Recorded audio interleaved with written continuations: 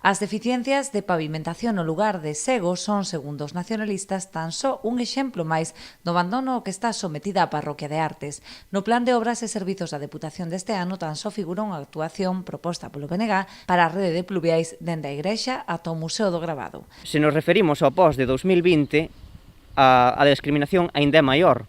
Artes é unha parroquia que se recibiu no 2020 tan só 34.000 euros de investimento dese plan de obras e servizos. E hai anos nos que non recibiu absolutamente nada, nin un só euro. Entón vemos que o Concello de Ribeira, de maneira sistemática e premeditada, pois está discriminando aos veciños e veciñas desta parroquia.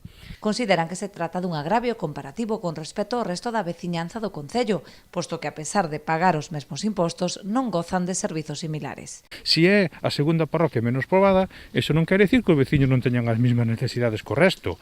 Pagan os mesmos impostos e teñen os mesmos dereitos que o resto dos veciños de Ribeira, de Currubedo, de Palmeira ou de Aguiño.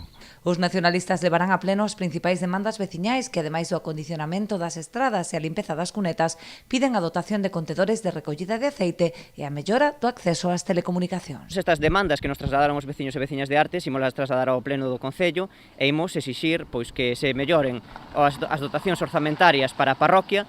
Neste sentido, nas estradas e nas corredoiras que se están facendo, pois un deterioro evidente, non só polo tempo, senón anos de falta de mantemento, pois queremos que se melloren, non?